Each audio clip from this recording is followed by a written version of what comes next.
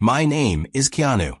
I learned that sometimes the clearest sign someone doesn't respect you is how they treat you in public, when they think you won't do anything about it. I'd been with Vera for almost 4 years when she humiliated me on our vacation at a Caribbean beach and lost me in the process. In those 4 years, we had progressed from friendship to dating and then to engagement, all building toward a wedding that would never happen because she'd shown me exactly how little I meant to her. We met when I was 28 and she was 26. Both of us were living in Chicago, working demanding jobs. I was in commercial real estate development. She was in event planning.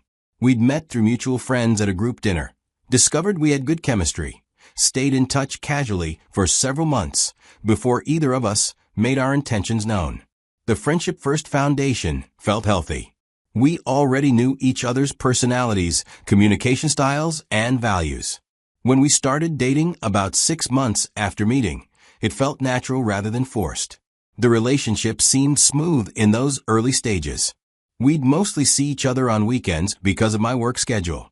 Vera's event planning work was also demanding, but more confined to standard business hours, so she had more free time than I did. I never spotted serious red flags during our dating years. Vera could be stubborn occasionally, had strong opinions about how things should be done, and would sometimes make decisions unilaterally rather than discussing them first. But those traits seemed like personality quirks rather than relationship deal breakers. She was attractive, intelligent, and socially skilled. Good at managing complex logistics through her work. Had close friendships that she maintained. Seemed like someone who'd be a good life partner. We dated for 3.5 years before I proposed. I took Vera to a restaurant where we'd had one of our first dates and had arranged with the staff to bring the ring out with dessert. She said yes immediately and seemed genuinely excited. Almost immediately, we began making wedding arrangements. Set a date about 8 months out. Started the process of booking venues, selecting vendors, and coordinating all the details that go into a formal wedding. I was busy with a major development project at work during this period, so most of the wedding planning fell to Vera, which made sense. She was a professional event planner with the skills and knowledge to handle it efficiently. I'd give input when asked, but mostly trusted her judgment. As the wedding date approached, I noticed Vera complaining more frequently about being tired and mentally drained. The wedding planning was consuming all her free time on top of her regular work demands. She seemed stressed and overwhelmed. I decided we needed a break. A vacation where we could relax before the wedding, reconnect without the pressure of planning and work stress, and just enjoy being together. I arranged to take 2 weeks off work, a significant sacrifice given my project deadlines, but our relationship felt worth prioritizing. Asked Vera to clear her schedule as well. Suggested we go somewhere tropical and relaxing. We settled on a Caribbean resort.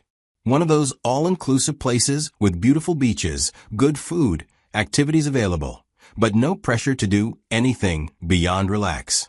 Booked flights and accommodations for 2 weeks in early June. The trip was supposed to be about reconnecting, about remembering why we decided to get married in the first place, about entering our wedding with renewed energy and closeness. Instead, it became the end of our relationship. The first few days seemed fine on the surface. We'd sleep in, have leisurely breakfasts, and spend time by the pool or on the beach. The resort was beautiful, the weather was perfect, and the environment was ideal for relaxation. But there was subtle tension that gave me concerns. Vera was on her phone constantly, checking messages and absorbed in scrolling through social media, texting, and taking selfies for Instagram. We'd be sitting together, and she'd be on her phone more than she was engaging with me. I'd mention it gently that we'd come here to spend time together, that maybe we should both put phones away more. Vera would agree, but then be back on her phone 20 minutes later. The incident that should have been a more explicit warning happened one evening, about 4 days into the trip. We went to a beachfront restaurant at the resort, a nice place with live music and a good atmosphere. We were having drinks at the bar before our table was ready. A guy approached, another tourist, probably mid-30s, American accent. Started making conversation with Vera. asking where she was from, how long she was staying, the usual tourist small talk. Normal enough interaction. But Vera's response went beyond polite conversation.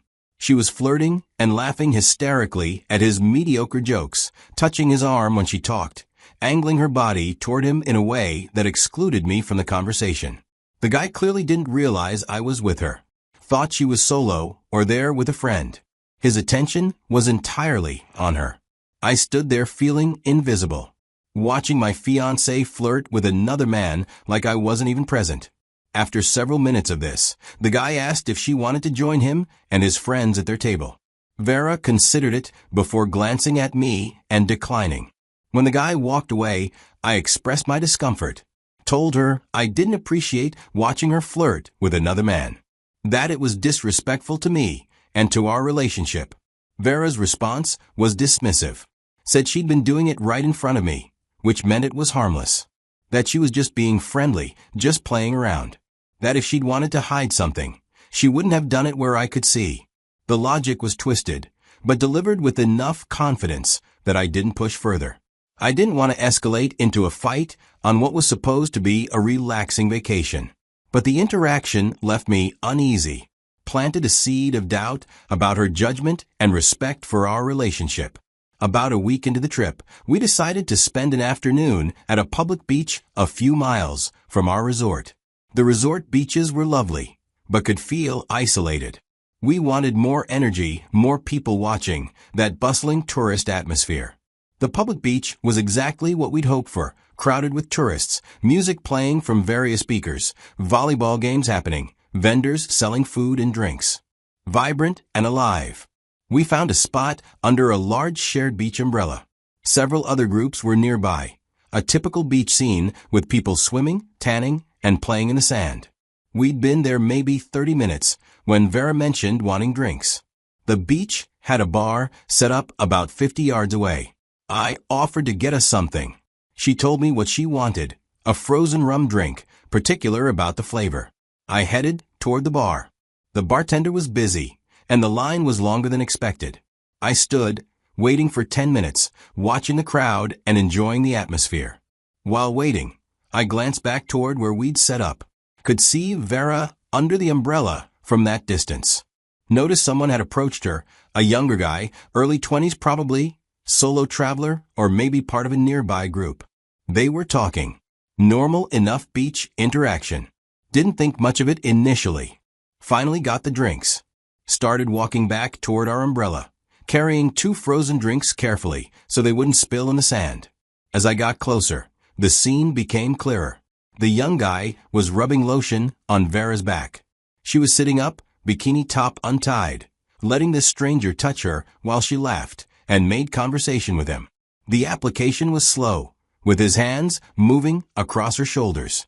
From my perspective, approaching them, it didn't look innocent. It looked intimate, like something a boyfriend would do, not a stranger on a beach. I reached our spot, set the drinks down in the sand with more force than intended. The young guy looked up, seeming to register my presence and connection to Vera only then.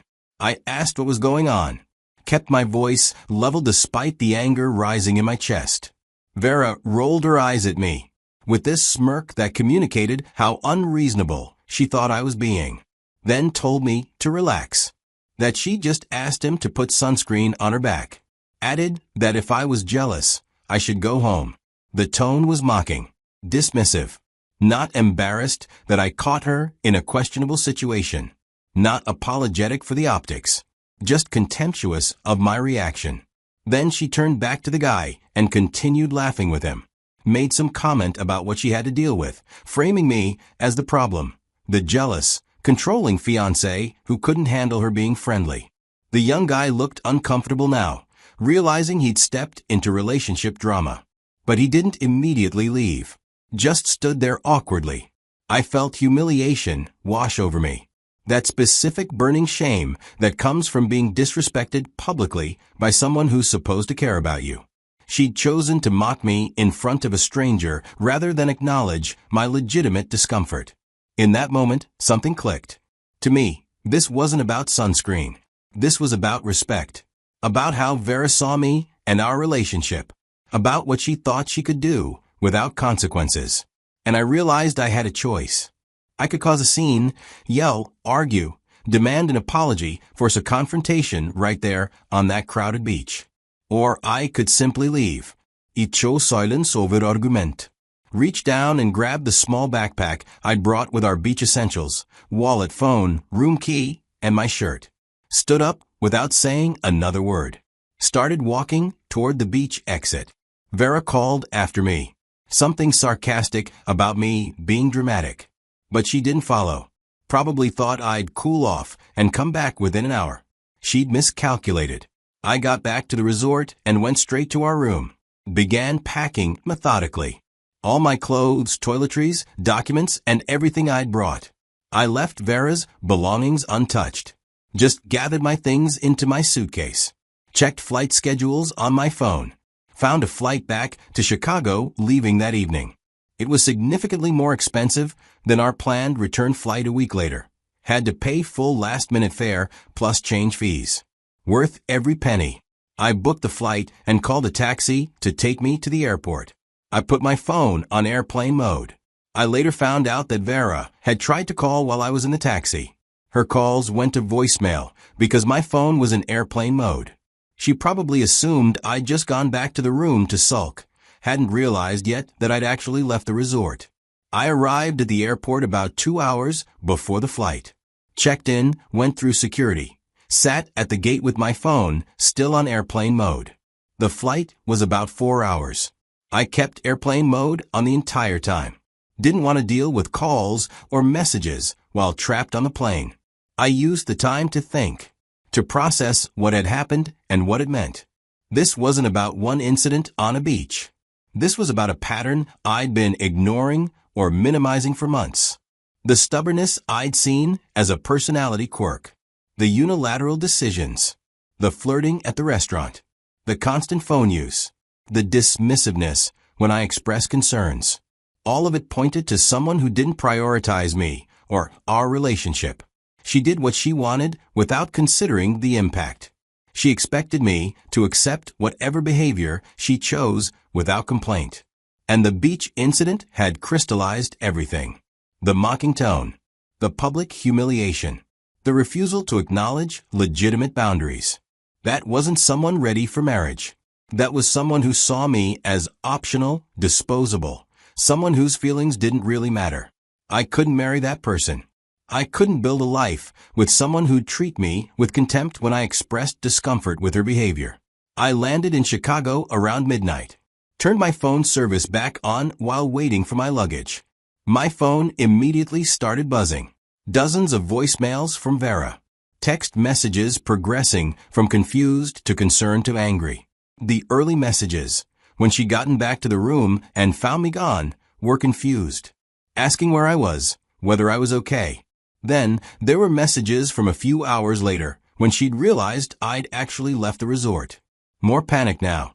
Demanding to know what I was doing, why I'd left, telling me this was immature and dramatic.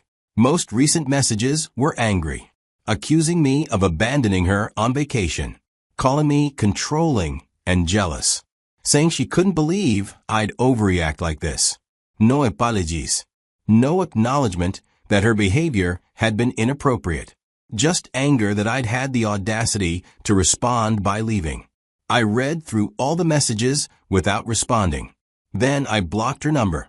I got home to my apartment around 1:30 in the morning. Unpacked. Tried to sleep but couldn't.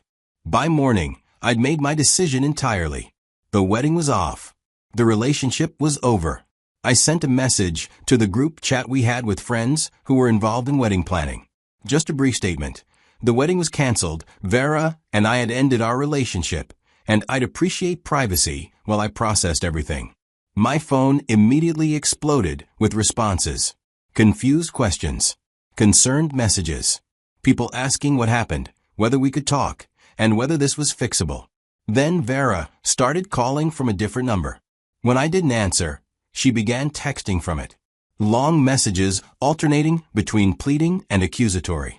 Saying she couldn't believe I was doing this over something so small. That I was being ridiculous. that we needed to talk face to face, that she'd made a mistake, but I was overreacting. I blocked that number, too. I spent the next few days fielding messages from mutual friends. Some sympathetic, some critical, most just confused. I gave minimal details, just said Vera had disrespected me publicly, and I decided I couldn't marry someone who treated me that way. I didn't elaborate on specifics, and didn't want to litigate our relationship through friends. Vera had to stay in the Caribbean for a few more days before flying back. I'd taken the only immediate flight available, and she couldn't change her ticket without paying penalties she apparently wasn't willing to pay. When she got back to Chicago, she came straight to my apartment, showed up unannounced on a weekday evening, banging on my door. I looked through the peephole, saw it was her, and didn't open the door. She stood there for over 30 minutes, knocking, calling through the door, pleading for me to let her in so we could talk. I stayed silent inside and waited until she finally left. The next day, she showed up at my workplace, came into the lobby, and asked the receptionist to call me. Said she was my fiancée and needed to speak with me urgently. I told the receptionist to have her leave, that we were no longer together, and I didn't want to see her. Security escorted her out when she refused to leave voluntarily. Over the following weeks, Vera tried multiple approaches. Messages from friends' phones, emails, letters were sent to my apartment. All of them followed the same pattern.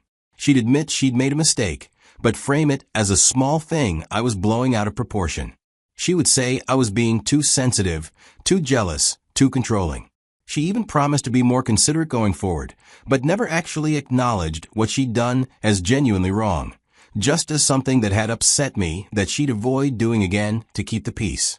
She never took real responsibility, never showed understanding of why having a stranger rub lotion on her back while mocking me in front of him was fundamentally disrespectful. I didn't respond to any of it. Eventually, maybe 3 weeks after I'd left the Caribbean, she made a vague post on social media. Something about how some people can't handle confidence. How real strength means being yourself even when others try to control you. It was clearly directed at me, painting herself as the victim of my jealousy and insecurity rather than taking accountability for her behavior. I didn't respond, didn't clarify or defend myself publicly. Just let her have whatever narrative she needed. I spent the following months processing everything. I canceled everything for the wedding. Lost deposits on several vendors, venue, caterer, photographer. It's worth it to avoid marrying someone who'd shown me she didn't respect me. I eventually told family and close friends a full story, not as gossip, but as an explanation for why I'd ended an apparently good relationship so abruptly. Most people understood. A few thought I'd overreacted, that couples work through disrespect, that walking away so definitively was extreme. But the people who knew me best, who'd seen how Vera had treated me over the years when I'd mentioned minor incidents casually, weren't surprised. Said they'd had concerns but hadn't wanted to interfere. I wished they'd said something sooner, but understood why they hadn't. Looking back now, almost 2 years since I left that beach in the Caribbean, I understand everything more clearly. I learned that how someone treats you in public reveals how they actually see you. Vera had felt comfortable mocking me in front of a stranger because she didn't fundamentally respect me. My feelings, my dignity, my boundaries, none of it mattered as much as her doing whatever she wanted in the moment. I learned that conflict avoidance enables bad behavior. Every time I dropped an issue rather than addressing it fully, I'd communicated to Vera that her behavior was acceptable, that I'd complain but ultimately tolerate whatever she did. I learned that engagement and wedding planning can create momentum that pushes you toward marriage even when the relationship isn't right. I'd gotten caught up in timelines and logistics and lost sight of whether I actually wanted to marry this specific person. I learned that walking away immediately from disrespect is sometimes the healthiest response. Not every situation requires extended discussion or attempts to fix things. Sometimes the clearest communication is simply leaving. Most importantly, I learned that self-respect requires action, that I couldn't preserve both my dignity and a relationship with someone determined to disrespect me. That choosing myself over a broken relationship wasn't selfish.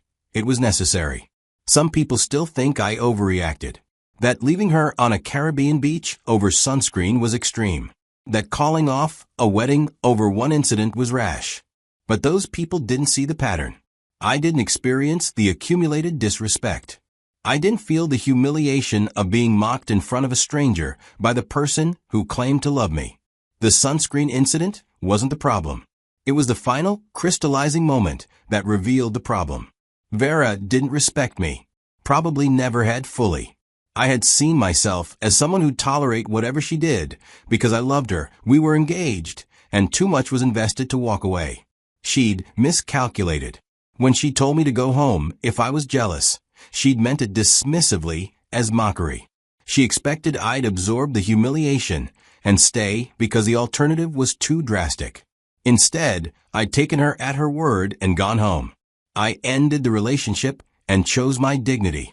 And I've never regretted it. Not for a single moment. Because I know what the alternative would have been. Marrying someone who didn't respect me. Spending years or decades being mocked, dismissed, and expected to tolerate it. Becoming smaller and smaller to accommodate someone who'd never accommodate me. That future was worse than any short-term pain of ending the engagement. Vera had shown me exactly who she was on that beach. I'd believed her and acted accordingly. She'd expected me to accept being humiliated. But respect isn't negotiable.